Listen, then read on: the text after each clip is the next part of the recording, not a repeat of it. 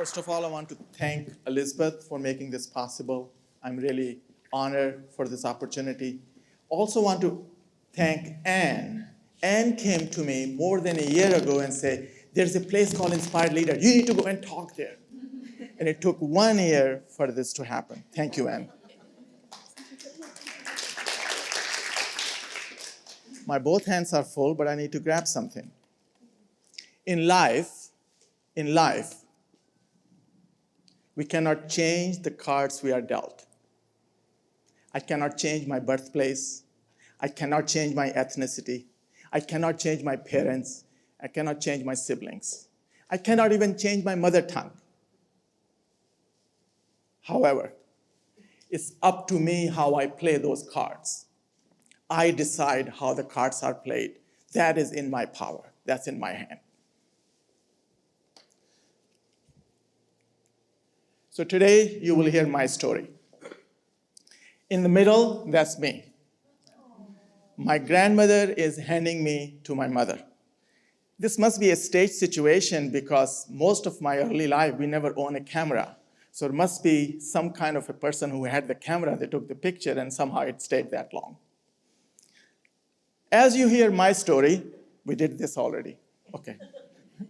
As you hear my story, look if these two concepts resonate with you. I'm not going to point out exactly where it's happening. That's your job to look for those two things. First one is initiative. Before you have initiative, you have to have an intentions to look for opportunities. Once you have intentions, then you get to see the opportunities. And once you get the opportunity, it's up to you to seize that opportunity. And that's where the initiative comes in. That you make a decision that you're going to do something. Once you made the decision, then the second part comes in, perseverance, consistency, not letting go, not giving up. The wrong way. So my story, life journey, is in 3 countries. First 20 years in Pakistan in a chronological order. Next 4 years in Saudi Arabia. And all remaining life in this United States. This August, I will complete 40 years in this country. Thank you. So let's start with Pakistan. So I divided Pakistan into 3 areas. Finishing high school up to age 16. In Pakistan, high school is 10 years instead of 12, so you graduate at 16 instead of 18. Then I worked for my uncle for a year. Did not go to school, and then I did a technical college for 3 years. So 16, 1, and 3. That's the total 20 years in Pakistan. This is the school. I went back to the town, only have gone there once since I grew up there. And 26 years ago, I went there with my parents and I took a bunch of pictures. So all the old pictures you see, I took them 26 years ago, but actually the school was there. They were still in session, but when I was studying there, it was there. As you can see, it's called St. Patrick. That's where I was on my 4th and 5th grade. Let me talk about the living conditions. The house you see, this one, there are lots of houses everywhere. We were just in one little house there. Let me just mention the living conditions. I did not grow up with telephone, television, washing machine, refrigerator, oven, dishwasher, carpet, dining table. None of those things were there. 2 very small rooms. As you can see how we got our water. This guy showed up twice a day and he brought the water. I had no idea that there are people have not only running water, but they have one for hot and one for cold. That idea did not even existed in my head. This is where I remember most of my high school years. These are barracks, and they're upstairs, different people live, bottom different, and there are a total of 2 rooms. Total of 2, no living room, no other room, nothing. Just 2 rooms, and we were at that point 6 kids and 2 parents, 8 people. That's where I had my 8th, 9th, and 10th grade. This is the school I went to, it's still there. As I finished the board exam, there's a central board exam for high school, and you wait for 4 or 5 months, and the result shows up in the newspaper. Everyone knows how you did.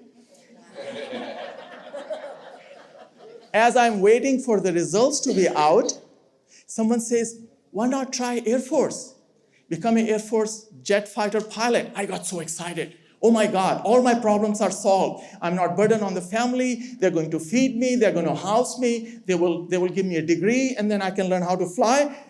It's like a royalty if you are a pilot in Air Force in Pakistan. I was so excited. I passed all the medical and passed all the psychological tests. Then they sent me another city for 4 days of extensive testing. A few days later, I got it back. I was rejected. That was devastating. I really felt bad for many days. But now I'm so happy. Hindsight is 2020. I said, okay, no problem. I'll go to college. My parents had no money, and they wanted me to work. No money, no college. Next I know, I'm shipped all across the country. We were living in Peshawar, all the way to Karachi, over 800 miles as the crow flies, in a train that took 3 days and 2 nights. Now we are starting about the uncle working. Uncle was in a different world. He had a television, he had telephone, there was a carpet, there was a dining table, he even had a car. Even we got to go to drive-in movie theaters. I thought, this is how the other half lives.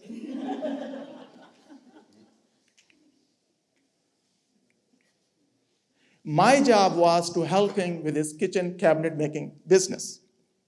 Behind his house, he had a workshop where a bunch of carpenters were making cabinets. My job was to count their hours, age 16, giving them salaries, and also going to the store and buying everything they needed from wood to nails to screws. I even was given a motorcycle. I was so excited. I'm at the top of the world. It's Honda CC. I had no idea in America they have motorcycles 10 times more powerful, and people use it for fun. Don't even go anywhere.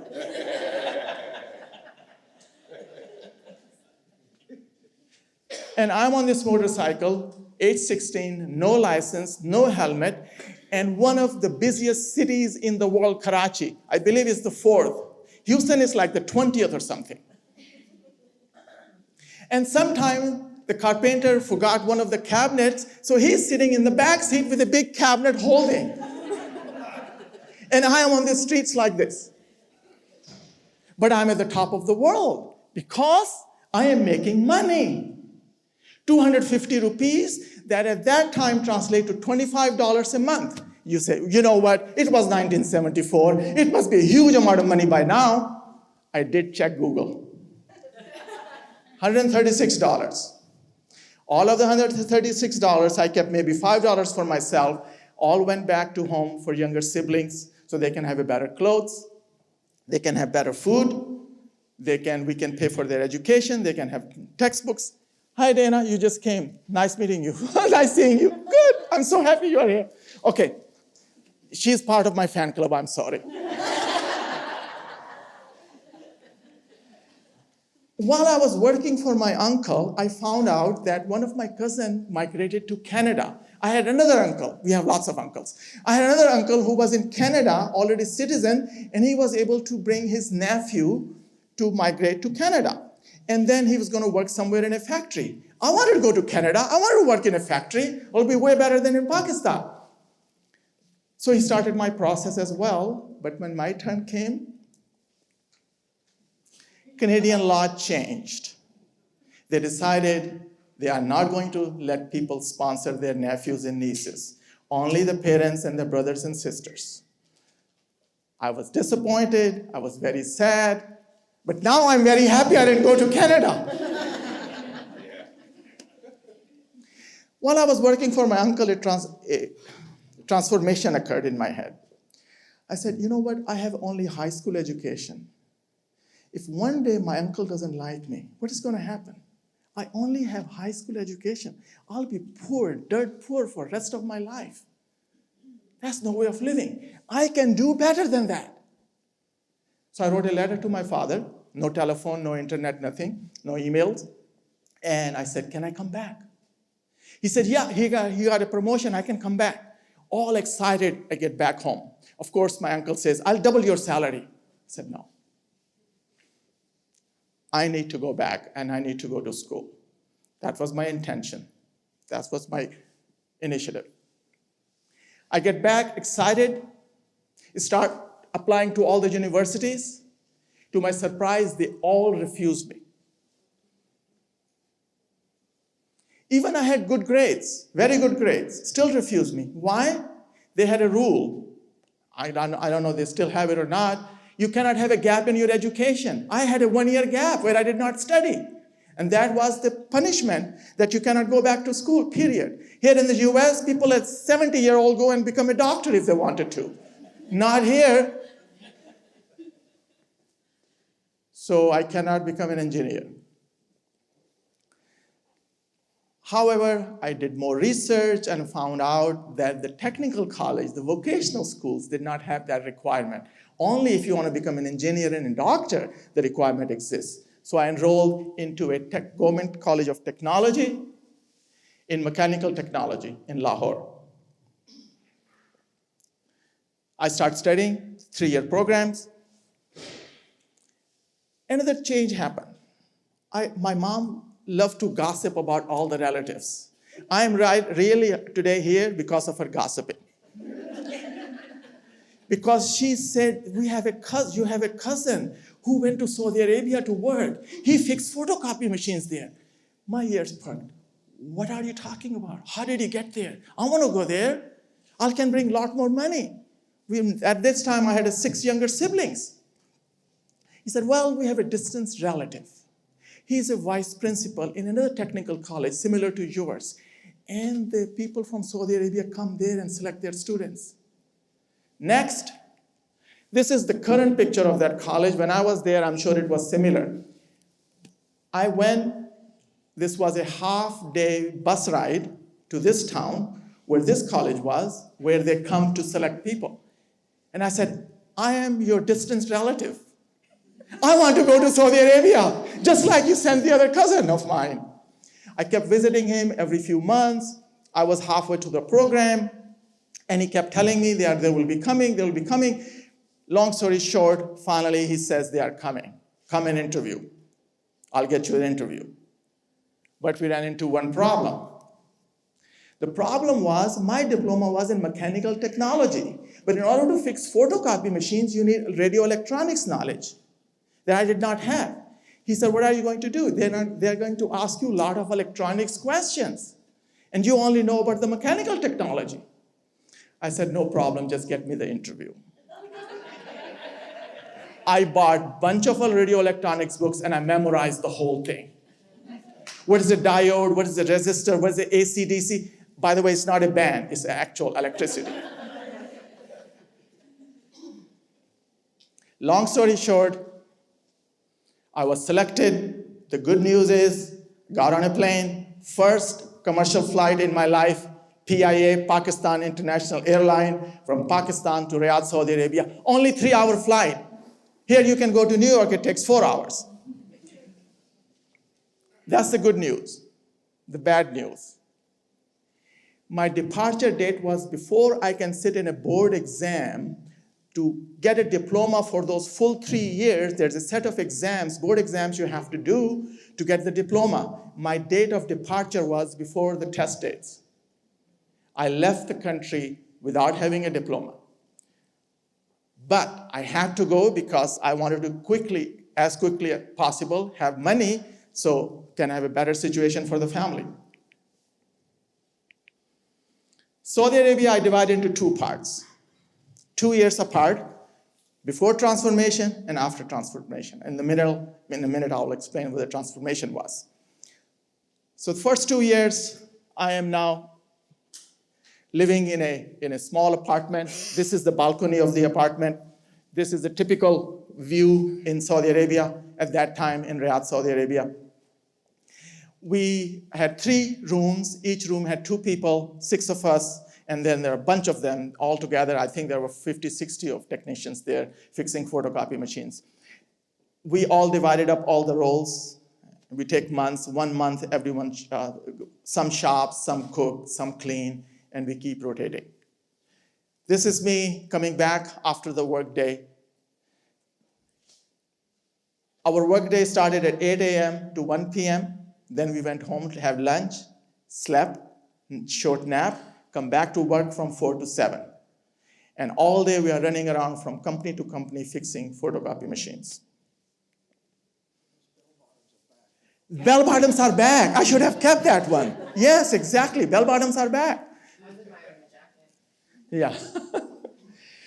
The good news was I was at the top of the world. I was making good money, and all the money was going back home. There was no expense to live in Saudi Arabia. The house was free, no utilities, no theaters, no nice restaurants, no bars, no alcohol, nothing.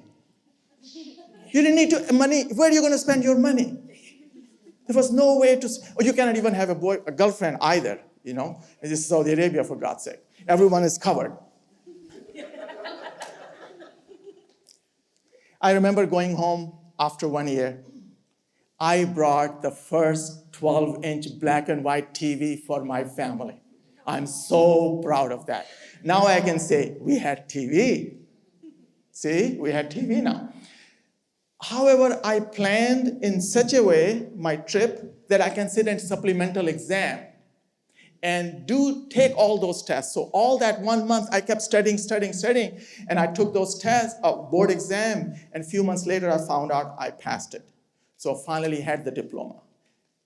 That became very important a little bit later. Now come to the transformation part. Transformation. It's 2 years I'm in the country, and I'm fixing a photocopy machine in the basement of a university. From a distance, I see this guy sitting in a glass cubicle, only moving his fingers. I said, wow, here I'm running around over 100-degree heat all day with this heavy tool bag and this powder, the toner, the ink goes into my nostrils, and I'm really tired. This guy sits in an air-conditioned room and only moves his fingers. There are jobs like that in this world. So I went and talked to him. He was from Pakistan also. He said, well, I went to the United States. I studied computer science. It was too hard. I failed. I dropped out. But I came here, and now I'm a computer operator. I said, you know what? I'm going to go to America.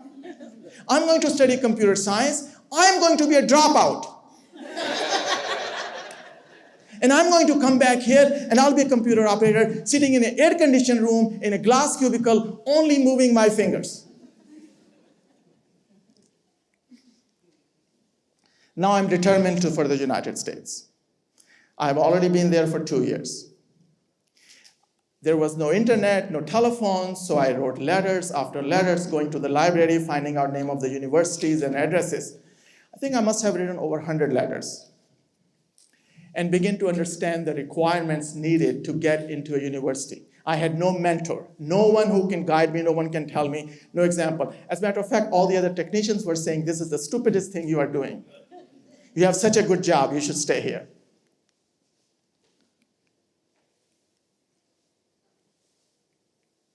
Okay. First requirement, I found out that go to the university, you need 12 years of high schooling, not 10 years. However, because I just passed that 3-year diploma, 10 plus 3, 13, equal 12 for me to get into a university. So I met the minimum academic requirements. Next, the money. They said, bring the money. We're not going to give you any money. You need to bring all the money you need. What I'm going to do for money? All my money is going to the family. Luckily, my father came on a 3-year contract, and he was making way more money than I was. I said, please, please, pretty please, can I keep my money now? I want to go to America to study. He said, oh yeah, sure, you can keep your money. So I start saving like crazy. I had another requirement. They want to make sure you know enough English to sit in a classroom in the United States. So they have a test they do all over the world. Americans fly to all the countries, and they conduct tests themselves so no one can cheat. It's called TOEFL, Test of English as a Foreign Language. I spent a year preparing for the test. They have a hearing, they speak American English, you hear it, and you write what you heard. They want to make sure you will really know what you are doing, besides reading and answering questions and writing and all that. After 1 year of hard work, I took the test, I failed. My scores were so low, no one would give me admission. I had to make a decision. All the other people were saying, see, we told you, you should stay here. There's no reason for you to go to the United States. I said, no, I am going to try again. Took a few months, got another sample test, practiced, and passed.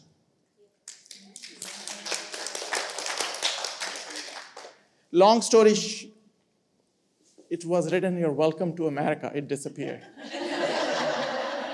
But it looks even cuter this way, I guess. So long story short, I resigned. I showed up in JFK airport. Immigration officer looked at all my paperwork. Then he said, welcome to America. Oh my God, that was such a good thing to hear. So now the life journey in the United States. I divide that into 3, studying, working, and retiring. I started in TCU because they are the one who sent me the admission. I did not know a single person in this country. No friends, no relative, no acquaintances, no one to guide. I didn't have any idea about the culture either.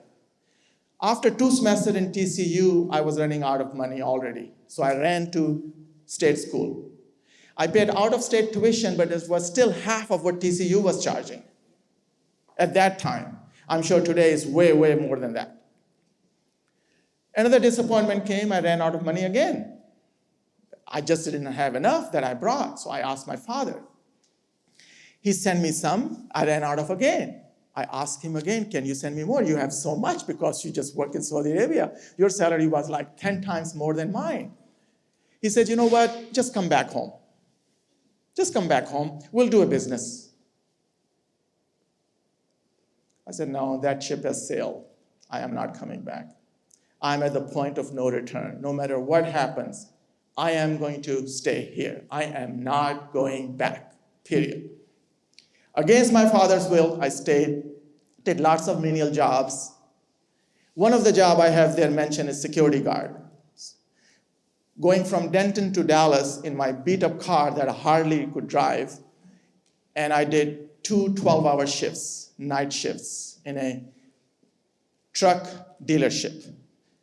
Friday night, 6 p.m. to 6 a.m., and Saturday night, 6 p.m. to 6 a.m.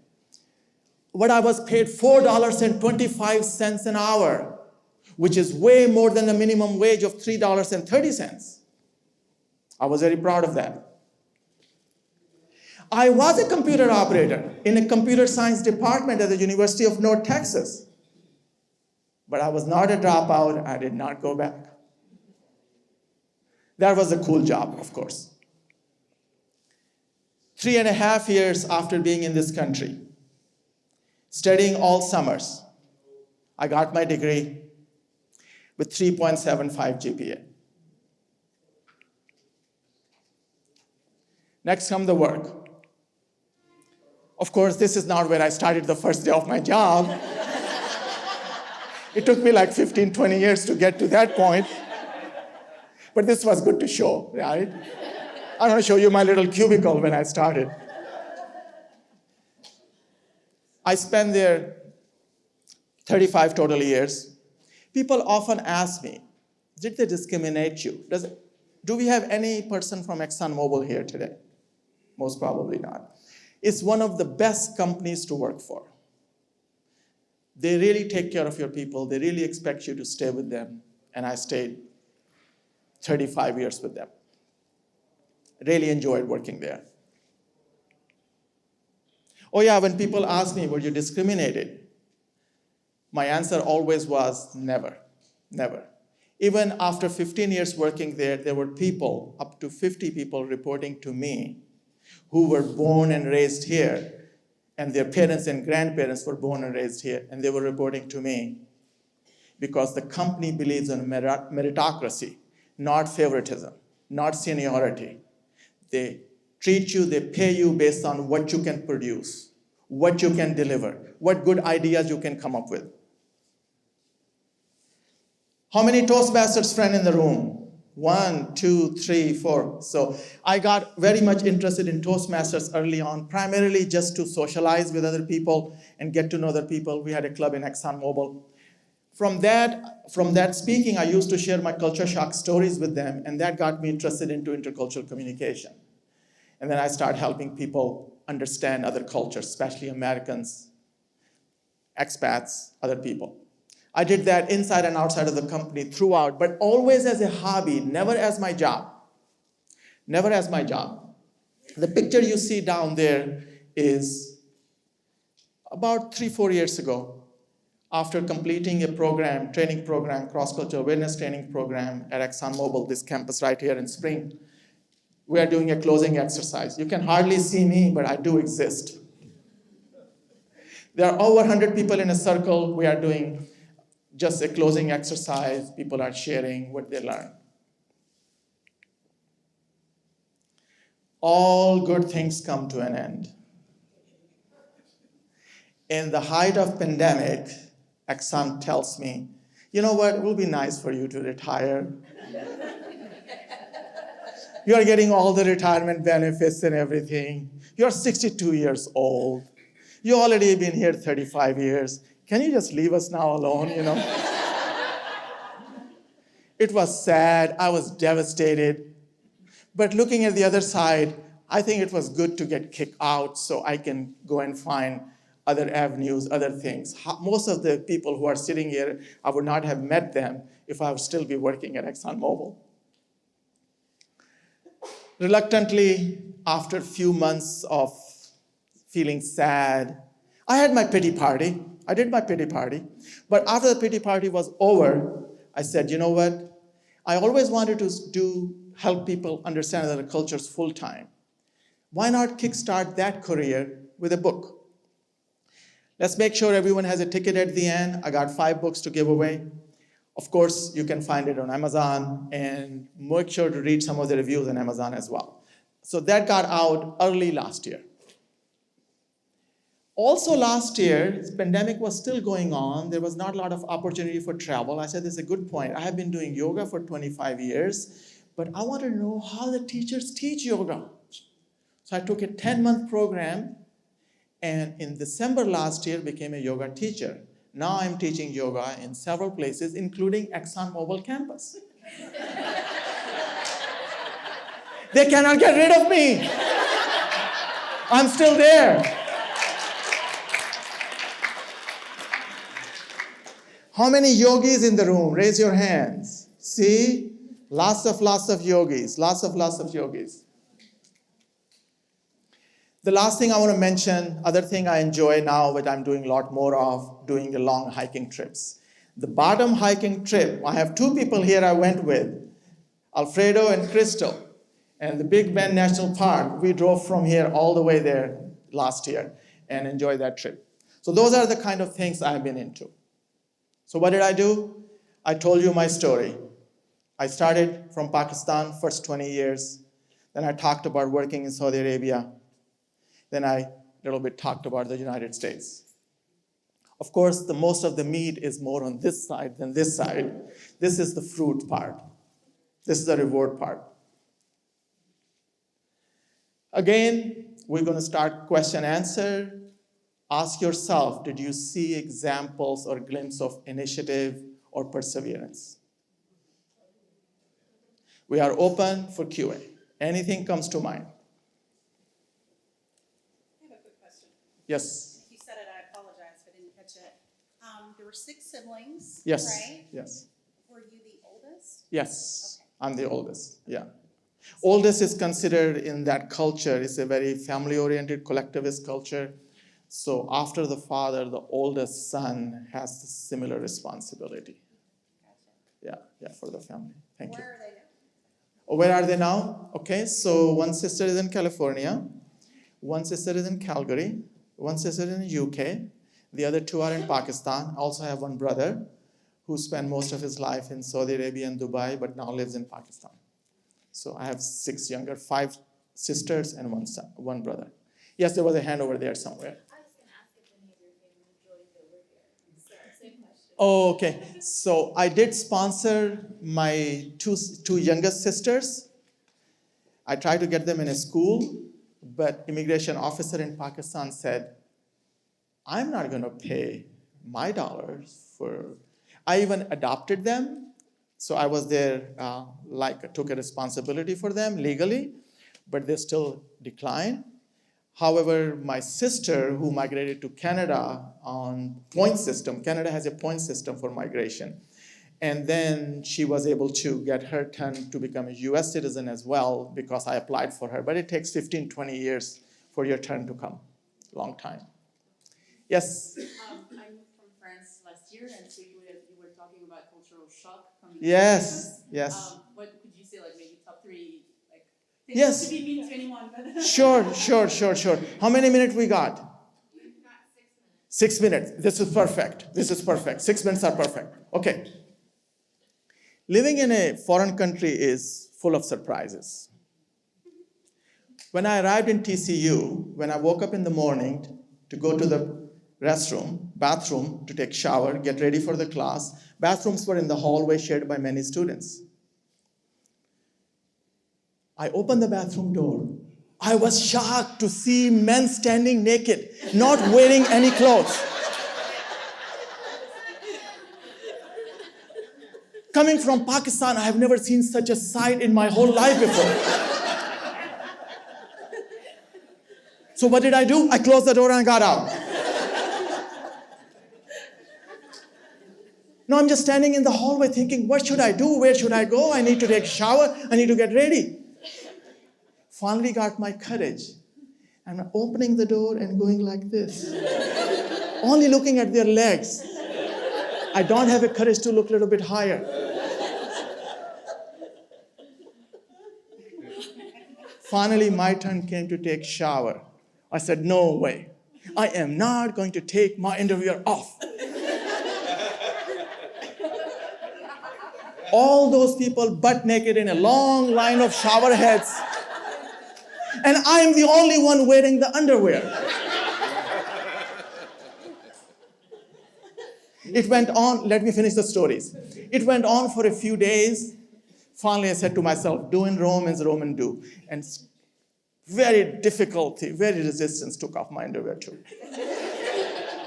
The first day, I also remember going to the campus cafeteria with my roommate for lunch. And there was a long line of students extended all the way outside of the cafeteria. Finally, my turn came, and I asked the person behind the counter.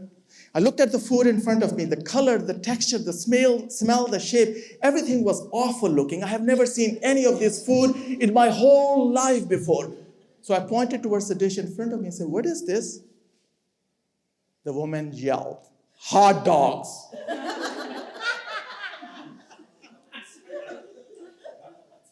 I said, no way. No way. I did not come all the way here just to eat dogs.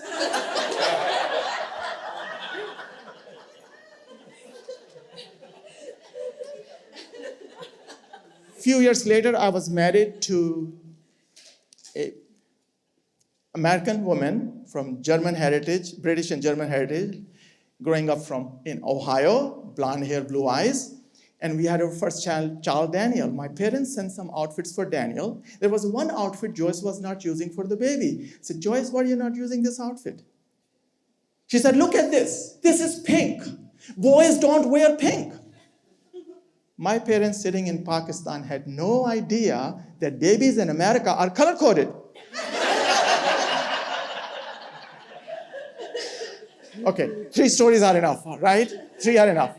Yes, there was a question somewhere there? Yes. Oh, I just wanted to end by saying thank you so much for telling that story. You asked, what do we see?